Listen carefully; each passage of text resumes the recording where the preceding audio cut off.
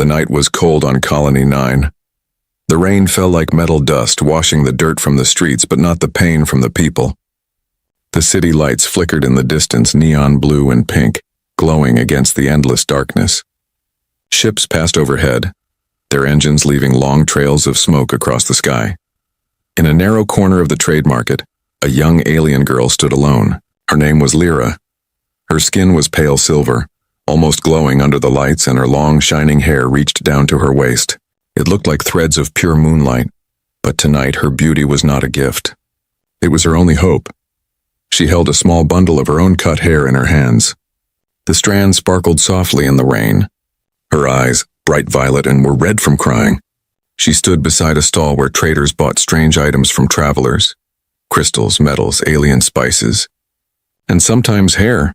"Please," she said softly to the trader. "It's real. It's from the Sylvani people. It's worth more than the price I'm asking." The trader barely looked at her. "No one wants alien hair," he muttered. "Go away." Lyra's heart sank. She stepped back into the rain, shivering. Her clothes were thin and her feet were bare.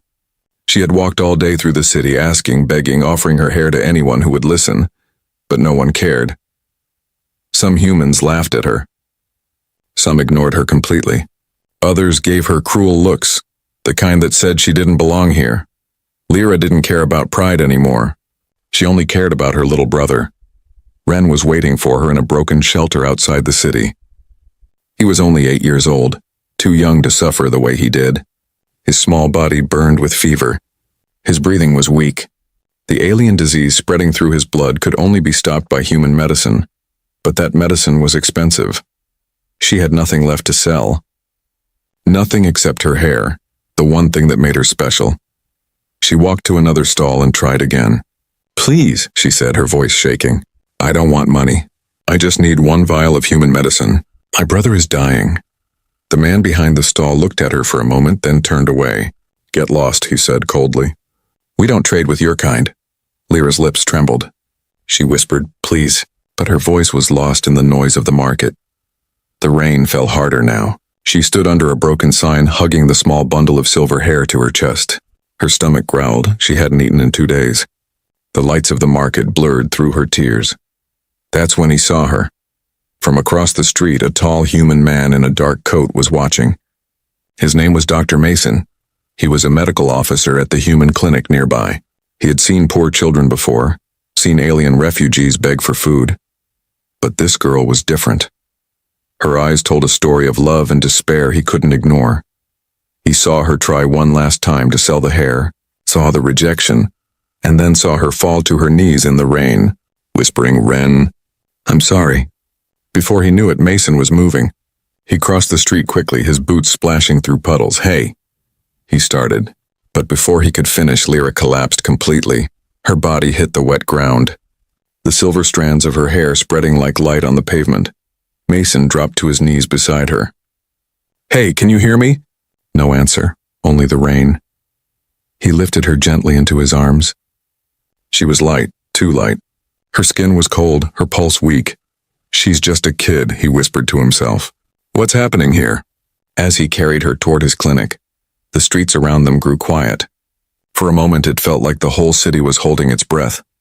Mason didn't know it yet, but this one act in saving a dying alien girl would change everything he believed about humanity.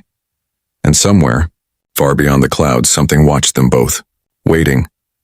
The rain had stopped by the time Dr. Mason reached his small clinic at the edge of the human sector. The streets were quiet now.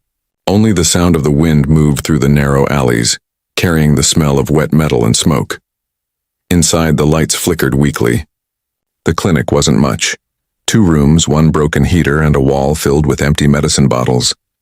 Mason laid the unconscious alien girl carefully on the bed. Her silver hair shimmered even in the dim light. He took off his coat and covered her shoulders. Her body was ice cold.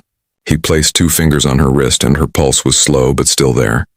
"Hang in there, kid," he murmured. "You're safe now." He turned on the scanner, a small round device that hummed softly. A faint blue light passed over her body. Mason's eyes widened at the readings. Her blood was mixed. Not fully alien, not fully human. Her DNA looked unstable, almost glowing on the screen. "What are you?" he whispered, confused. He ran a few more scans, then noticed the small bundle she was still clutching tightly. Strands of silver hair. Even while unconscious, her fingers wouldn't let go. Mason sighed. He had seen poor alien refugees before, people desperate to survive, but this girl, there was something different. Something pure. After a few hours, her breathing steadied. When she finally opened her eyes, the first thing she saw was the soft white ceiling and the human doctor sitting beside her with a datapad in hand. "Hey," Mason said gently. "You're awake." Lyra blinked, confused. Then panic rushed through her eyes. She tried to sit up fast, pulling away from him. "Where am I?" she gasped. "Why am I here?" "You fainted," he explained calmly. "You were freezing in the rain. I brought you here." She looked around. The machines, the glowing human signs, the smell of antiseptic. Her chest tightened with fear. "You shouldn't have," she whispered. "If they find me here, they'll hurt you." Mason frowned. "Who will?" "Your people," she said bitterly. "Humans, you're not supposed to help us. It's against your law." He hesitated. She was right. Human doctors weren't allowed to treat alien species without permission from the government. But he couldn't just leave her there to die. "Look," he said softly, "I don't care about the law. I care about saving lives. You're one of them." Her eyes softened for a moment, but then filled with pain again. "You can't help me. My brother. He's sick. He needs human medicine. I tried to buy it, but no one would sell it to me." Mason sat forward. "What kind of sickness?" She took a shaky breath. "It started 3 nights ago. His skin burns with fever. His veins glow blue. He can't move anymore. I thought if I sold my hair, I could buy the cure." Her voice cracked. A tear slid down her cheek. Mason stayed silent for a moment, staring at the scanner results again. Those glowing veins. He'd seen something like that once, long ago, in a classified medical report. "Where is he?" Mason asked finally. "Outside the city," she whispered. "In the old shipyard ruins. Please don't tell anyone. If the guards find him, they'll take him away." Mason stood up, grabbed his medical bag, and looked at her seriously. "Then we'll go to him. Right now." Her eyes widened. "You'd really do that for me?" "For your brother," Mason said. "No one deserves to die alone." Lyra stared at him, unsure whether to believe him. No human had ever spoken to her like that. Not since her parents were taken away years ago. Slowly, she nodded. "All right. But if they catch you helping us, they'll take your license. Maybe your life." Mason smiled faintly. "Then we better not get caught." He handed her a coat and turned off the clinic lights. Together, they stepped into the cold night again.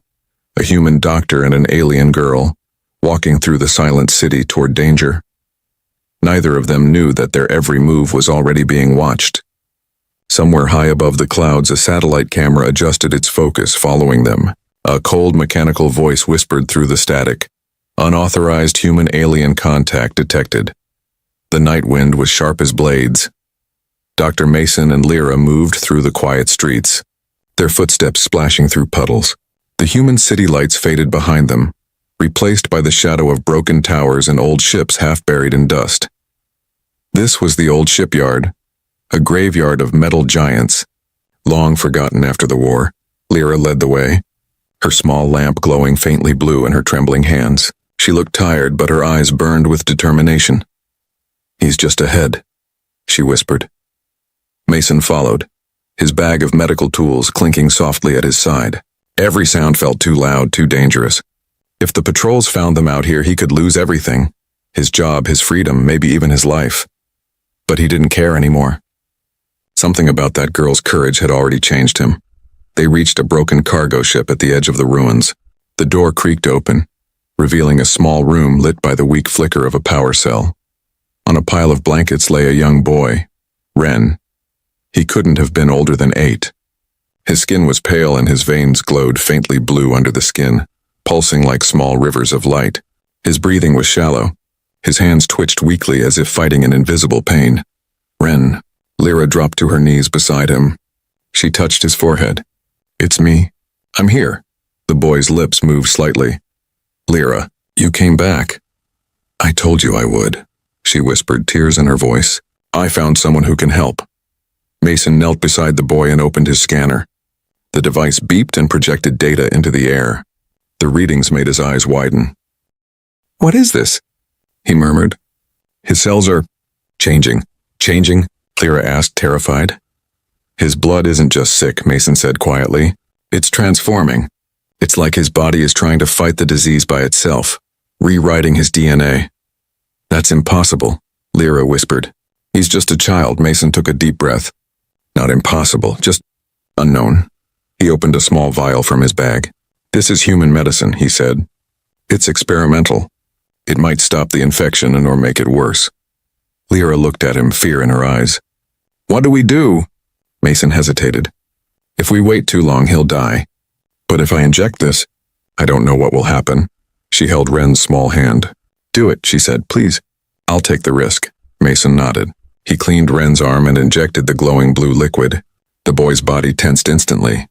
His back arched and he screamed, a sharp, echoing sound that made Lyra grab his shoulders. Ren! Ren, please! She cried.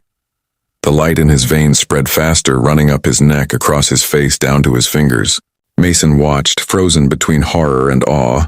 Then, silence. The boy stopped moving. His chest was still. The scanner went flat. No, Lyra whispered. No, no, no. Mason pressed his fingers to Ren's neck. No pulse. His hand shook. I'm sorry. Lyra fell forward, sobbing, holding her brother close. But just as Mason lowered his head, the scanner flickered. A new signal. A heartbeat. Then another. Stronger. Ren gasped suddenly, eyes flying open, wing glowing bright silver. The air around him pulsed like a wave. The broken lamps flickered to life one by one, glowing brighter and brighter until the whole room shone. Lyra froze. Ren? The boy sat up slowly. His voice was calm, almost echoing. Sister, it doesn't hurt anymore. Mason stepped back, shocked. His instruments were going crazy. This isn't normal. His DNA is rewriting itself, faster than anything I've ever seen. Ren turned his glowing eyes toward Mason. You helped me, he said softly. Thank you, human. Before Mason could reply, a metallic click echoed outside the ship. He froze. Lyra's ears twitched. Through the cracks in the wall, red lights appeared. Scanning beams. Human patrol drones. They had been tracked. Mason whispered, They found us. Lyra grabbed her brother's hand. We have to run. Ren looked at the door. His eyes glowed brighter, and the metal locks began to melt. Mason stared in disbelief. What did that medicine do to him? Ren's voice was quiet but powerful. It didn't change me, Doctor. It woke me up. Outside, the drones closed in, red lights flashing through the darkness. Mason felt the ground tremble. Something big was coming, and it was hunting them all. The night air was alive with danger. Red lights swept across the ruined shipyard, cutting through the fog like burning knives. The sound of metal wings echoed above as the patrol drones closed in, cold. Heartless machines programmed to find any human breaking alien contact laws. Inside the wrecked cargo ship, Dr. Mason, Lyra, and Ren crouched behind a metal crate. The boy's silver glowing eyes reflected the flashing lights outside. They're here, Lyra whispered, her voice trembling. Mason's heart pounded in his chest. He knew what would happen if they were caught. He'd be arrested for treason, stripped of his license, maybe executed. But when he looked at the terrified siblings beside him, fear turned into resolve. We can't stay here, he said quietly. We move now. Ren's voice was calm but strange, and older, wiser. I can stop them, he said. Mason frowned. No, you're just a child. Ren shook his head. Not anymore. Before Mason could stop him, Ren stood. His hands glowed with faint silver energy. The air around him vibrated softly, and for a moment the machines outside froze mid-air, their red lights flickering. Lyra gasped. Ren, what are you doing? Ren's eyes shone brighter. Protecting you, but the power was too much. He screamed, collapsing to his knees as sparks shot from his fingers. The drones reactivated instantly and fired a volley of stun blasts through the broken wall. Mason grabbed Lyra and pulled her down, shielding her with his body as metal shrapnel flew past. We have to go, he shouted. He lifted Ren, who was barely conscious, and ran toward the back exit. The door was half sealed with rust, but Mason kicked it open. The three of them stumbled into the cold darkness of the junkyard. The alarms blared behind them. Unauthorized contact detected. Human subject Dr. Mason Cole, arrest order confirmed. Lyra's heart ached. They're coming for you, Because of us. Mason didn't answer. He just kept running. By the time they reached the city's lower tunnels, his lungs were burning. He laid Ren down beside a cracked pipe where warm steam hissed out. He needs rest, Mason said, and I need to think. Lyra looked at him. Rain dripping from her hair, eyes full of guilt. You shouldn't have helped me. Now you'll lose everything. He met her gaze. If I walked past you that night, I'd have lost something far worse, my humanity. Lyra froze. She didn't know what to say. No human had ever spoken like that. For a long moment they sat in silence, the sound of the rain mixing with the distant hum of the city. Then Mason's communicator beeped. He pulled it from his pocket.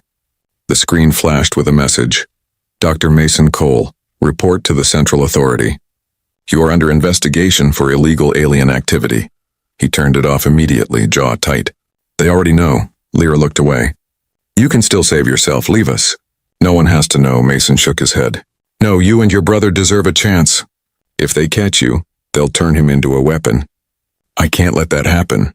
She stared at him, tears welling in her eyes. Why do you care so much? Humans never cared before. Mason hesitated. Because once long ago I watched a child die and I did nothing. I promised I'd never let it happen again. A faint smile touched her lips, sad and grateful. Then, thank you. Suddenly the tunnel lights above flickered. A shadow moved near the entrance. Heavy footsteps echoed closer. Not drones this time. Human enforcers, Mason whispered. Hide him. Lyra pulled Ren close under the pipes as Mason stepped forward, raising his hands. 2 armored officers appeared, their helmets glowing red. Dr. Mason Cole, one said coldly.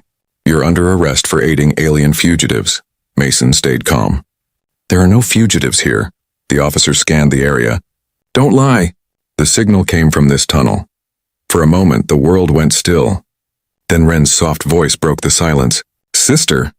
The officers turned their heads toward the sound. Lyra's heart stopped. Mason acted fast. He grabbed a smoke canister from his belt and threw it to the ground. The tunnel filled with white fog. He shouted, Run! Lyra held Ren's hand and ran as fast as she could. The fog swallowed them. Mason followed, coughing, his heart racing. Behind them, the enforcers shouted orders into their radios. Target fleeing east! Send reinforcements! As they escaped through a maintenance door, Mason looked back one last time at the fog-filled tunnel. He knew there was no going back now. Helping them wasn't just kindness anymore. It was rebellion. And as he ran into the night, he realized something else. He didn't regret it. Not for a second. The storm had moved to the edge of the city, but thunder still rolled across the skies like the sound of marching soldiers.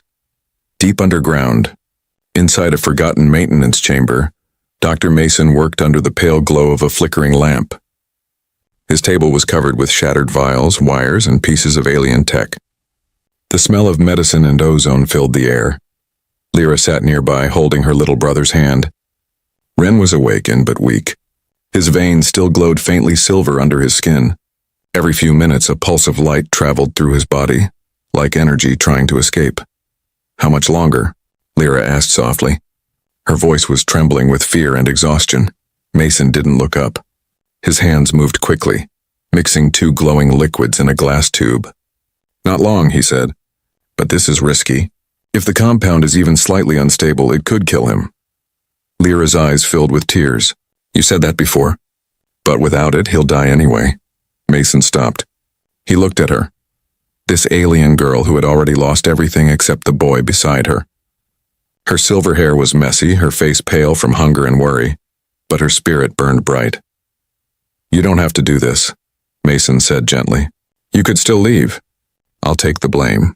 You can hide with him somewhere far away. She shook her head. No, I won't leave him, and I won't let him suffer anymore. There was silence for a long moment, just the hum of the machines and Ren's slow, shallow breathing. Finally, Mason sighed. Then we finish what we started. He took out a small vial filled with a bright silver-blue liquid. The glow danced on the walls like light underwater. This, he said, is the hybrid cure. I combined human nanomedicine with your brother's altered cells. It might work, or it might destroy his body from the inside. Lyra looked at the vial as if it were a living thing, a promise and a curse in one. What do we do? she whispered. Mason's voice was calm but heavy. You choose. You're his sister. If you tell me to give him the injection, I will. If you say no, I'll stop right now. The room went quiet. Lyra looked down at Ren, who was barely conscious.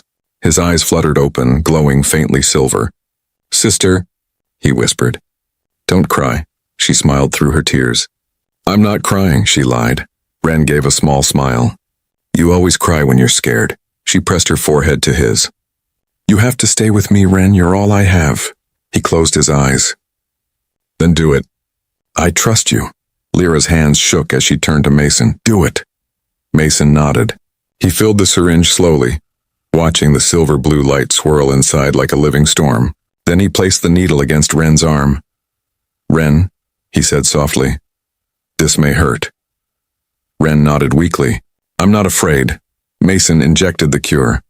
For a heartbeat, nothing happened. Then Ren's body arched, his eyes snapping open as energy surged through him. The glow under his skin flared brighter and brighter until it lit the entire chamber. Machines sparked.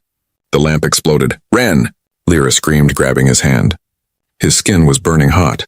Mason shielded his face from the light. The scanner on his wrist flashed red. His heart rate is off the charts. The nanites are fighting his DNA. Ren gasped, his voice breaking. It hurts. Lyra held him tighter. Please hold on, please. Then, silence. The light died all at once. The air was filled with smoke and the smell of burnt metal. Ren's body went limp. Lyra froze. No, she shook him gently. Ren, please. Wake up. Mason checked his pulse, nothing. His expression darkened. I'm sorry, he whispered. Lyra's scream echoed through the tunnels, raw, broken, endless. She fell beside her brother, sobbing into his chest. Mason stepped back, his hands shaking. He had risked everything. His career, his life, and still failed. But just as despair settled in, the scanner on his wrist beeped once. Then again he looked down. The readings were changing, rising. Lyra's tears stopped. She felt something, warmth, spreading from Ren's hand. She looked up. The silver glow was back, brighter than ever. Ren's chest rose sharply with a deep breath. His eyes opened, glowing white now, not silver. Mason stared in disbelief. It's not medicine anymore, he whispered. It's evolution. Ren sat up slowly, breathing hard. He looked at Mason and Lyra, confusion in his eyes. What happened? He asked softly. Lyra sobbed and hugged him tight. You came back, but Mason didn't smile. His scanner was going wild, whatever Ren had become. He wasn't just healed, he was something new. And far above the city, in a dark control room, a human commander watched the live footage from a hidden drone. He leaned closer to the screen and muttered, Target confirmed. The hybrid is alive. The old tunnels shook with thunder, not from the storm above him, but from the machines waking beneath the city. Dr. Mason stood frozen beside the small cot, staring at the boy he thought he had just lost. Ren was alive, but not the same. The silver glow in his eyes had turned pure white, shining like twin suns. His veins no longer pulsed weakly. They moved like living light under his skin. Lyra held her brother tightly, afraid to let go, afraid this was only another dream. Ren, she whispered, voice trembling, can you hear me? He nodded slowly. Yes, but I can hear more than that. Mason frowned. More? Ren tilted his head, eyes unfocused. The city, the machines, the people above us. His voice was calm, strange. I can feel their heartbeat. Lyra pulled back slightly, frightened. Ren, stop. You're scaring me. But Mason's scientific mind was racing. It's the nanites, he said softly. They didn't just heal him. They connected him to something bigger. He's part of the network now. Ren looked at Mason. They're coming, he said. Before Mason could ask who, the tunnel lights flickered. A low hum filled the air, the sound of engines. Then came the voice, cold and mechanical. Unit 14 reporting. Target life signatures detected. Lyra's heart stopped. They found us. Mason grabbed his bag. We need to move. He pulled Ren to his feet, but the boy didn't move. Instead, he stared at the tunnel entrance. The air around him shimmered like heat waves. Ren, what are you doing? Lyra whispered. Protecting you, he said quietly. The first patrol drone appeared in a dark metal sphere with spinning red eyes. It aimed its blasters, the barrels glowing. Before it could fire, Ren raised his hand. The light from his veins flared, and the drone froze mid-air. Its system sparked, glowed white, and then melted. Lyra gasped. Ren, Mason stared in disbelief. He's controlling energy directly. How is that even?